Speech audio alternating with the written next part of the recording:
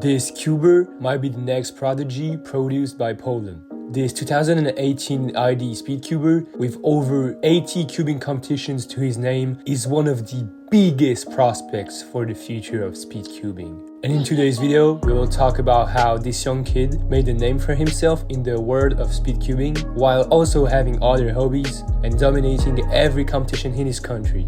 Yes, today we are going to talk about what some people may call the new Tymon Olaf Kuźmiński. Olaf started his journey in 2017 in 3rd grade. Olaf changed school and he saw that there was a Rubik's Cube class after his normal classes and that the teacher was someone named Adam Polkowski. He was a former NR elder in 3x3 all the way back in 2007 to 2008, and he taught Olaf on how to solve his first ever Rubik's Cube. Then he participated at his first ever cubing competition in 2018, and at this competition he did 3 events and only completed one average, a 3x3 average, with a time of 30 seconds. Back in the days, it was the grand era for Poland and their cubers. They had Maciej when he was in his prime, Tymon when he was just starting to get better at every event, when he was very good at cube, and pretty much at every event. So with this many good cubers, Olaf was inspired to pursue his dream and to get better and better at cubing, until eventually he will get into the top of the world's ranking. And this is how, at only 9 years old, he started to get more and more serious into the world of speedcubing. In 2018, he did 4 competitions, and during those competitions, he lowered his 3x3 average by more than 10 seconds, finishing the year with a 16.96 official 3x3 average and a 15.78 3x3 single. Also, what is noticeable is that during that year,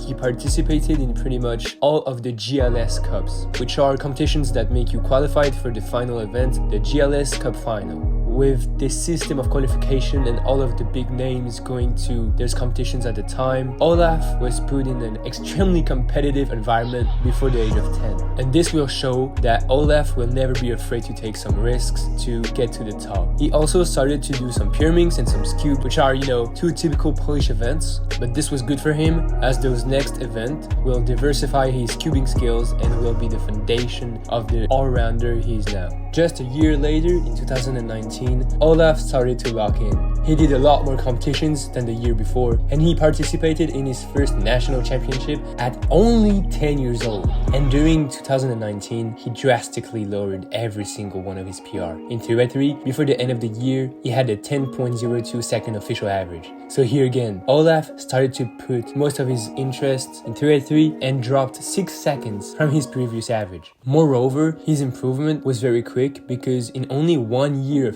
of official competitive speedcubing, he was practically sub 10 in 3x3. In 2x2, he started to average around the low 3-second area, and he also dropped his cube and pyramings average PRs. He also started megaminx during this year, and he became sub 1 in 4x4 as well. So due to all of these performances, Olaf was more determined than ever to continue his cubing journey and to train harder to get better results. But just when that time came, there was, due to the lockdown, the shutdown of the competitions. Olaf was still able to do 1 comp in 2020, but nothing crazy happened there. Well, it was very unfortunate for a lot of people who did outside activities, but it is not the case for cubing. So that's why Olaf started to practice a ton at home, and he started to ask himself if he was able to become a world-class solver. And during a whole year, he practiced non-stop to answer that question. He participated in some of the Polish online competitions, and he also played a lot of video games during that time between the practices. And that paid off because Olaf started to get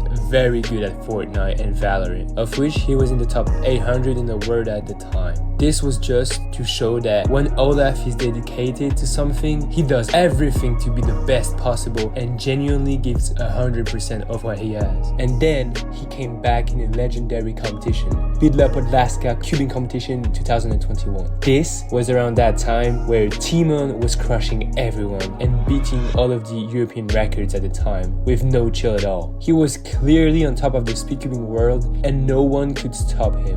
And Olaf was prepared for the return of competitions. Because at this competition, he did his first sub 10 2x3 average with an 8.63 second official average. That really showed he practiced and he put the work in to get better at the sport. He also broke his PR in 4x4 at this competition with a 45 second average, which was also his first sub 50 average ever. As we can see, Olaf likes to break the barriers by a ton, and this was only the beginning. Olaf continued to attempt more and more competition, and the fact that he was in Poland made him more able to do competitions. Because around that time, Poland was holding an insane amount of cubing competitions regarding this period, so he went to a ton of them, and participated in the Polish Nationals 2021. During this competition, he went to the 2x2, 3x3 and pyramid finals, all of which were dominated, of course, by Tymon. Tymon had 7 wins in this competition too. Olaf realized that in Poland, there were many great cubers, but the only name that came to mind when talking about his country was Tymon. And during the 3x3, 2x2 and pyramid finals, he made a promise to himself to one day win everything like him.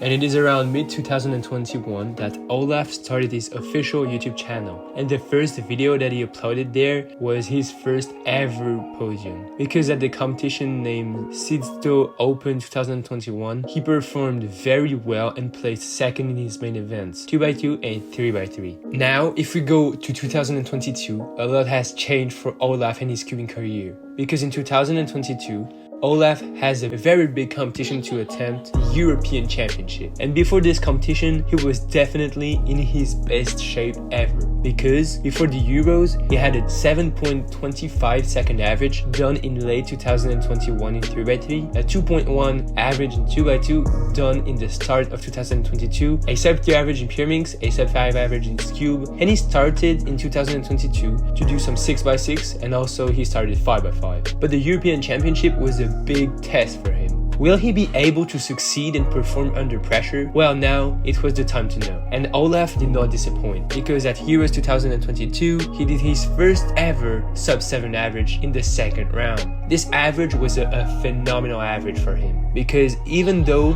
he was at his first major competition, he still performed amazingly well. This competition was definitely the spark that ignited everything, because just after that performance, he beat his average several times until the start of 2023, where Olaf marked the history of his country forever, because in January 2023, he became the second Polish cuber ever to do a sub 6 2x3 average officially. This was big at the time, not only that it meant that Poland had the best cuber on the planet, Tymon Kuźmiński, but it also meant that the other cubers in this country were catching up, and that we will finally see some competition for Tymon's domination over the event. Olaf said it himself. For him, this average was the start of everything. This average placed him in the top 20 in the world for the event at the time. Moreover, it was crazy, not only because it was sub 6 average, but because it was pretty much a 1 second drop from his previous PR average, a 6.74 second average.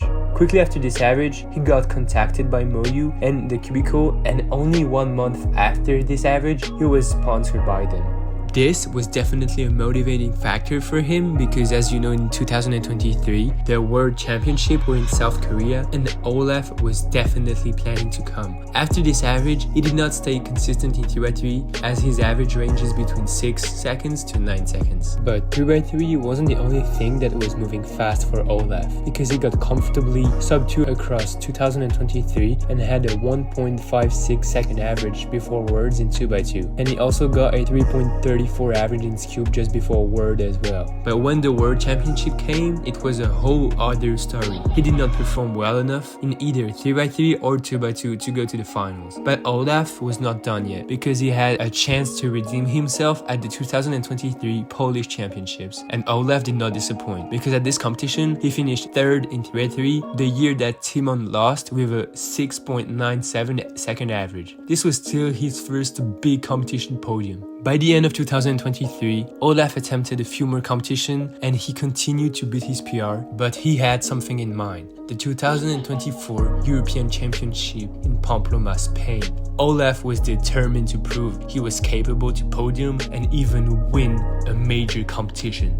And so in 2024, he practiced even more than ever before, and that showed in his results. Before Euros, he lowered his average all the way down to 5.54 seconds, which was 18 in the world at the time. Indeed, he tied his average only 4 competitions after breaking it. He also got a 1.28 average in 2x2, a 2.34 average in pyramidings, and a sub-3 cube average. He also got into clock before Euros. His PR average was 5.23 seconds. He also got into square one, and he achieved a 13-second average and a sub-10 single to finish it off. He became sub-30 in 4x4 as well. So this was to show that Olaf really worked during that year, and he was not going to stop at the European Championships. He had big goals, but the first one was to perform great in 3x3. And something crazy happened for him in this event. In the first round, he drops a 6.08 second average, which places him 4th in the first round. This was exceptional, but due to the fact that the 4 rounds of 3x3 were separated in 2 days, and that the last day had 3 of them, Olaf was too tired going into the second round and did a 6.88 second average. This was not what Olaf was expecting. But in the end, it would have still made finals, right? Well, Olaf wanted more. And in the semi-final, he wasn't tired or something like that. He did an impressive 5.70 second average, placing him 3rd overall and 2nd amongst the Europeans. And he will be in head-to-head finals against Tymon for the first time ever in his career. This was the hyping moment in the finals, and everyone was wondering if Tymon will one day be replaced by this young 15-year-old, and we were about to find out. Olaf starts off his final with 2 6.5 second solves, and at this point it's already quite sad, but everyone knows that he will need a miracle to go on and possibly podium at this competition. At the end of the average, he gets a counting 6.7 second solve, and this time definitely knocks him out of the top 10. This competition was very disappointing for Olaf. Not only did he choke 3x3, but also underperformed in the 2x2, which became over the time one of his main events, getting a 1.76 second average in the finals. Back then, Olaf was more determined than ever to succeed in his main event and wanted to be full ZB to get closer and closer to the sub-5 barrier in 3x3. Not only that, but he also wants to improve his cubing skills and become one of the greatest cubers of all time. The next big thing for him will be the World Championship in the USA in 2025, and we will see how he will perform there. To finish off the year, he participated to more competitions and lowered his 3x3 PR single with a 4.38 second solve. He finally has one competition in the upcoming weeks after the recording of this video, so we truly wish him the best and hope that he will perform as well as he wants. This